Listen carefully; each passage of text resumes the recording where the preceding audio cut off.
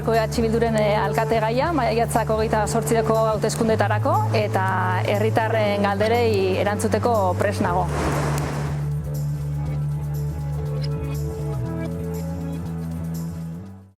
Kultura eskaintza handitu, kirolerako erraztasunak, kirol sarbiderako erraztasunak jartzea, horretaz gain zerga sisteman, udal zerga sisteman ere bai, progresibidadean aplikazio ere bai dut zaitala ezinbestekoa, azkenean kontuan izan da egoera desberdinak ditugula herritar eta familia bakoitzak, gutxien daukanak, gutxien ordaintzen baldin badu ere bai, importante izango da gero herri bezala aurrera egin ahal izateko, ez?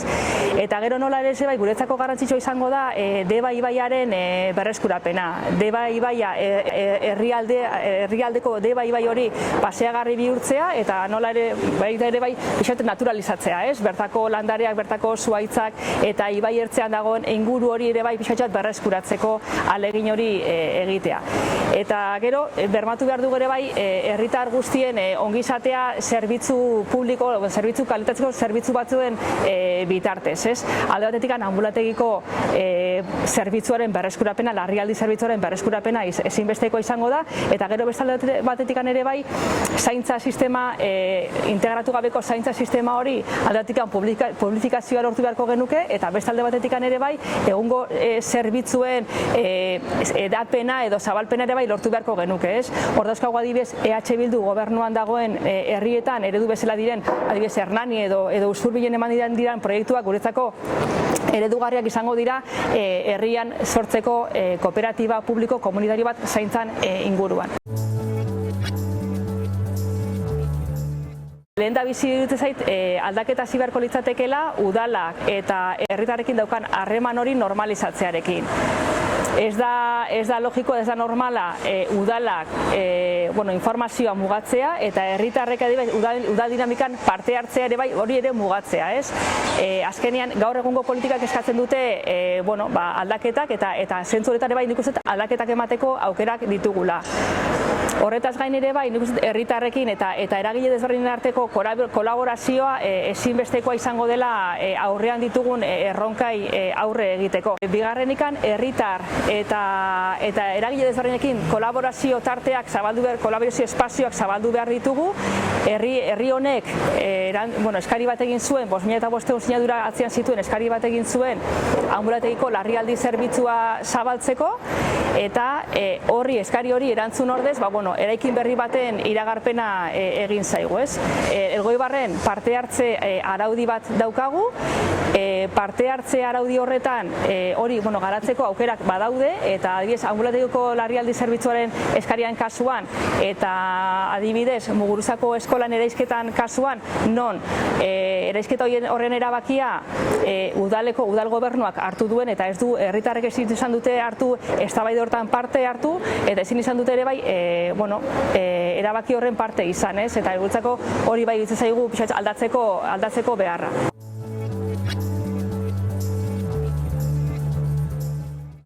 Bai, nik badaukat herrian erosteko ohitura, baina egia da hemen ez baldin badut aurkitzen, kanpora joan behar naizela. Merkataritzaren arazoa nik uste arazo globala dela, beste herrietan ere gertatzen arazoa dela. Alde batetik ditugu autonomoen lan baldintzak eta ze egoeratan dauden, eta beste alde batetik ere bai alokairuak oso garesti dira, eta horrek azkenean egiten du azkenean kompetentzia galtzea ere bai, ez? Iruditzen zaik ere bai herrian ditugun lokal itxi guzti horiek ere bai ez dutela erakargarri egiten azkenean merkatal egunera jutea edo ez du erakargarri bihurtzen, eta merkatu plazan dagoen egoerak eta ze mugatua dagoen zerbitzu hori bai horrek ere bai baldintza bat suposatu dezakela, ez? Aldaketarako aukera izan daiteke adibidez kalitatea eta espezializazioa, produktuen espezializazioa eta bertan ekoizten diren produktuei balioa ematea eta hauen komertziorako ere erraztasunak eskaintzea. Legealdi gogorra izan da, sartuta segitxuan Kalegon plazako etxea erori izan. Eta gero pandemia etorri zitzaigun, eta pandemia horren ondorioak ere bai larriak izan dira. Eta horretaz gain, hainbat arazo eta hainbat gatazkari aurre egin behar izan diogu ere bai, ez? hainbat proposamen egin ditugu udalean, proposamen hauek izan dira bai eragileekin konpartitutakoak, bai herritarrekin, bai auzoetan edo bestela ere bai egindako erreklamazioak izan dira, batzordetan planteatu ditugu, mozio bezala ere bai planteatu ditugu, eta aldiz, orokorrean gehienak zeskoa jaso dute, eta egin direnak edo egitea lortu ditugunak modu partzialean lortu ditugu egitea bakarrikan. Dena den itzaigu EH Bilduk egindako lana islada bat izan duela herrian, oposiziotikan lortu dugu ere bai gure politikak eragina izatea eta nolabait ere aldaketa bideratu dugu oposiziotik ere bai, eta hori nik uste balioan jartzeko zerbait dela, eta irakutsi dugula alternatiba sendoa dela EH Bildu, bai daukalako proiektu politiko sendo bat, eta atzean daukan jendea ere bai oso talde egonkorra eta sendoa dalako, ez? Eta nik uste alternatiba izateko aukera daukagula.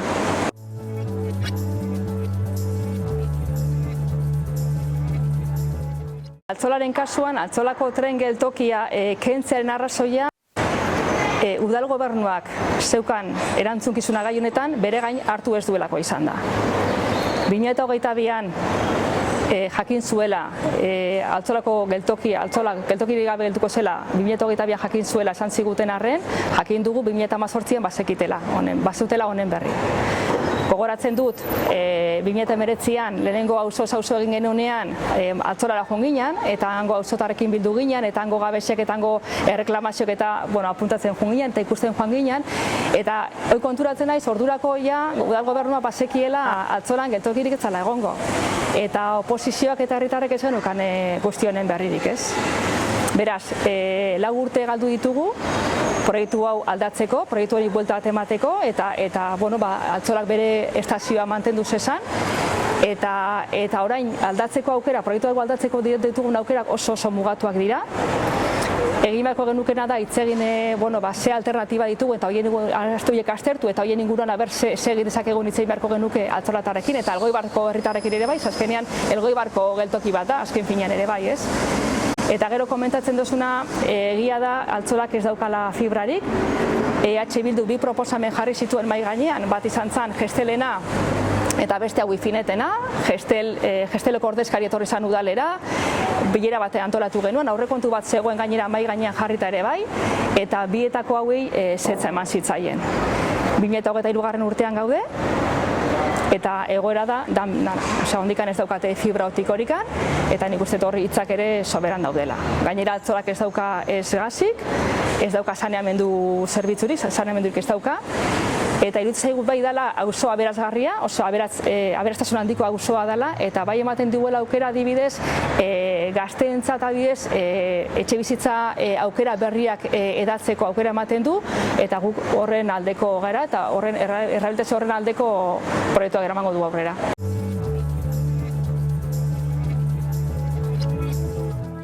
Kontuan izan behar dugu, zerbitzu hauen murrizketan edo zerbitzuen itxiera honen atzean erabaki politiko bat dagoela. Eta erabaki politiko hau ez da etorri pandemian ondoren dikan, baizik eta askoz aurretik hartutako erabaki bat izan dela, ez? Privatizazioaren bide honetan, azkenean daude enpresa pribatuen interesak daude, muntuak daude, bagenekien duela 10-12 urte langilea jubilatu behar zirela, eta ez da ezer egin. Une honetan mediku familia ikasketa batzuk egitea ez da erakargarria. Gaztentzat ez erakargarria ditude baldintzagatikan. Eta batzuk ere bai, mediku batzuk ere bai, lanera kanpora joan behar izan dute, ez? Orduan, guretzak, gu hasieratik gaude borroka honetan, larrialdi zerbitzu hori berreskuratu behar dugula argi daukagu eta horretan gabiltza. Udalean ere bai, legealdi honetan 4 mozio planteatu ditugu, zerbitzuaren berreskurapenerako, udaran zerbitzua indartzeko, edo langileen azkenian lan baldintzak hobetzeko, eskatuz. Udal gobernuak hasiera batean ukatu egin zuen murrizketak zegoenik, gero esan zuen pandemian arazo koiuntural bat zela, pandemiaren erangindakoa, eta gero azken mozioan adibidez esan duena izan da arazo global bat dela, eta betire justifikatu nahi izan nahi du egoera hau, ez? Osasun batzordeak konpromiso bat hartu zuen, 24 osasun plataformakoak osasun sailera joan zirenen konpromiso bat hartu zuen zerbitzua berreskuratzeko. Eta handikan gutxira egin zitzaigun iragarpena, anbulategi berrian iragarpen hori egin zitzaigun. Tarte horretan, inok ez dugu informazio, guk betzat ez dugu informaziorik eduki horri buruz zer gertatu dan, ez? Eta zergatikan konpromiso bat zegoenean zerbitzua berreskuratzeko, gero bat batean beste estrategia bat hartu dan eta beste eraikin berri bat hobetsi dan, ez? Orduan, guk uste dugu badagoela aukera eta borrokatuko du eta zerbitzu hori berreskuratzeko horren alde borrokatuko dugu, eta beste herri batzuetan lortu da zerbitzu hori berreskuratzea neurri batean behintzat, beraz, guk ere uste dut aukerak baditugula zentzu horretan.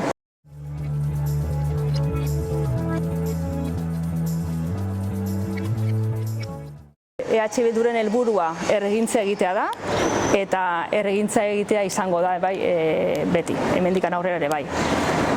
Gure proposamenak, egin ditugun proposamen guztiak daude oinarrituta herritarren erreklamazioetan eta eragileekin kontratutako bileretan lortutako beharretan ere bai. Guk proposamen horiek eraman ditugunean bai batzordera, bai plenoetara, azkenean eztabaida politikoa sortu daiteke, eta eztabaida politiko hori eta beti da politikaren zati bat da, azkenean derrigorrezkoa da eztabaida hori, gero akordiotara iristeko. Beti saiatu gera beste alderdiekin ere bai adostea eta proposamen bateratuak lortzea, eta proposamenak aurrera eramatea ez dugu lortu. Guretzako, guk defendatu ditugun proiektuak dira, guretzako direlako zuzenak direlako eta herri honentzat onak direlako. Eta bakoitzak azkenean bere ideia defendatzea hori ez dut dela alderdikeriarekan, ez? Normalena izango litzateke hori eztabaide baten ondoren gero adostasunak lortzea, gure kasuan ez dugu lortu, baina bai adibidez, gogoan daukat adibidez, herriguzaren gaiarekin oposiziotikan egin zan, proiektu bat egin zan bai ordutegiak eta bai ze ibilbide izango zituen, kriston lan egin zan, eta lan hori ezan kontuan hartuan izan, alderantziz, gobernuan zegoen bloke horrek zuzerian atzera bota zuen, eta aukera eukatu zitzaion herri honi azkenian zerbitzu hori pixkatxo bat herri guztira edatzeko eta herritarren aukera guztiak bermatzeko nolabait, ez? Guk ez dugu akordio itxietan sinisten. Nik uste gure akordioak oinarritzen dituguela proiektuetan, herritarren onura suposatzen dezaketen proiektuetan, eta zentzu horretan gu alderdi desberdinekin adosteko eta akordiotara iristeko ez daukagu inolako arazorik, eta gainera demostratu dugu, adibidez Eibarren edo Durangon ere bai egin dira akordioa lortu dira beste alderdi batzuekin. Zergatikan itxiko diogu atea, adibidez EAJ, PSE edo Podemosek ateratako proposamen bati, herritarrentzat onuragarria baldin bada edo herri honentzat ona baldin bada, ez dauka zentzurik. Alde batetik jaben erantzunkizuna da txakurrak lotuta eramatea eta gorotzak jasotzea, hori alde batetik. Eta gero kontuan izan behar dugu Elgoibarrek dituen espazio publikoak oso mugatuak direla, aisialdiguneak oso mugatuak direla eta txikiak eta gutxi ditugu. Eta gaina aurren kasuan adibidez batzuetan ere bai terrazekin konpartitu behar dituzte.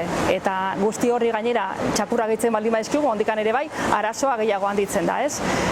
Nik uste herri partaitzatikan lortu daiteken aukera bat izan daitekeela, aurrekontuetan partida bat horretarako jarri aurretik nik uste aztertu beharko genukela ze aukera ditugun, aisialdi gune horiek diversifikatzea importantea da, edatzea eta gehiago izatea importantea da, eta gero aukeratu beharko genuke, pentsatu beharko genuke guztien artean, zein zaneke kokapen egoki bat eta nola egin dezakegun horrelako parke bat. Baina beti ere bai nik uste modu integralean aztertuta.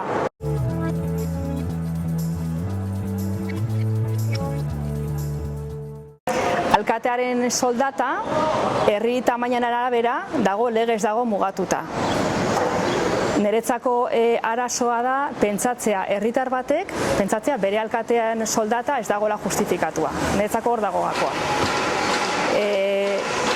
Pentsatzen baldin baduzu, zure alkatea daukan soldata ez dela justua, horrek esan nahi du egindako lanakin ez zaudela gustora edo ez zaudela ados, ez?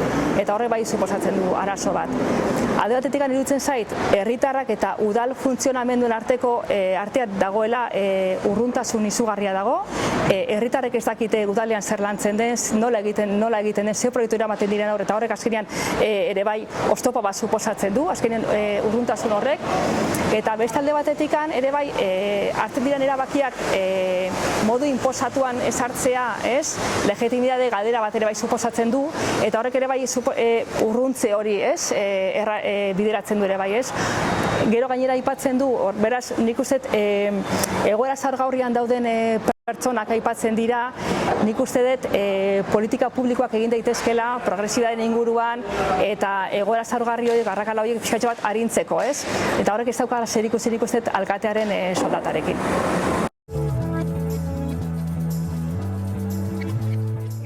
EH Bildu energia berriztagarrien alde dago, transizio energetikoa egin behar dugu, baina ezin dugu edozein modutan egin, modu ordenatu batean egin behar dugu. Eta proiektu hau batera zanean, honen susmoa izan genuen hasieratik gure kexak azaldu genituen, eta gero ere bai gure kontrako jarrera azaldu genuen, ez? Iruditzen zaigu, proiektu honek ez daukala herritarren, ez diela heltzen herritarren beharrei, inolaz ere, eta gure daukagun ondare kultural, ondare paisajistiko, ondare arkeologiko horrek babestea merezi du, eta orain proiektu horrekin egiten baldin bada, proiektu honek azkenean obrak, egin behar diren obrak eta egin beharreko bide guzti horiek azkenean ondare guzti horrekin bukatuko luke. Eta hori da guretzako onartezina dena. Udalean Karakateko plan berezi onartu genuen, eta plan berezi horrek niretzat aurrerapauso handia suposatzen du.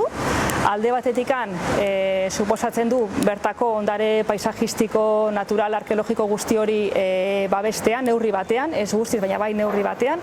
Eta beste alde batetikan ezoiko diren proiektu horrek ere bai atzera botatzeko aukera ematen digu, ez?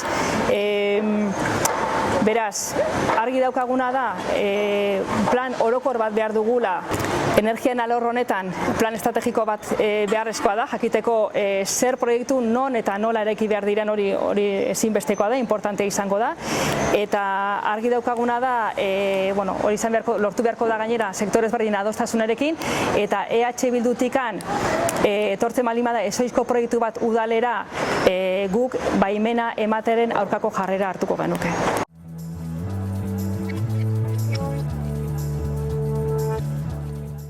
Espazio bakoitza banaka edo gune zehatz batean zer egin behar dugun aztertu baino, azpiegitura eta baliabide guztiak kontuan hartu behar ditugu, ez?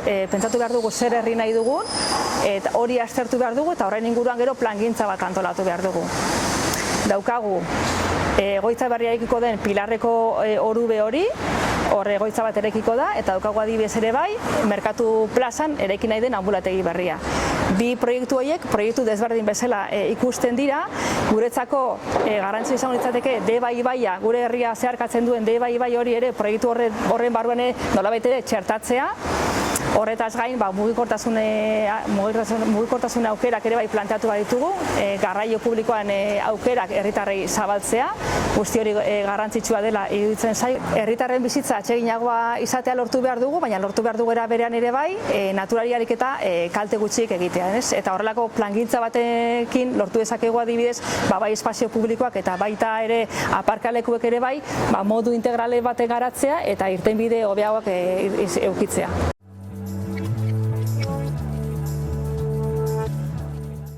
Bai, guk Mintxetako berdegunea zabaltzea eskatu genuen urte guztian, eta baita ere oindala gutxi eskatu genuen ere bai Santa Clarako gunea ere bai berdegune bihurtzea.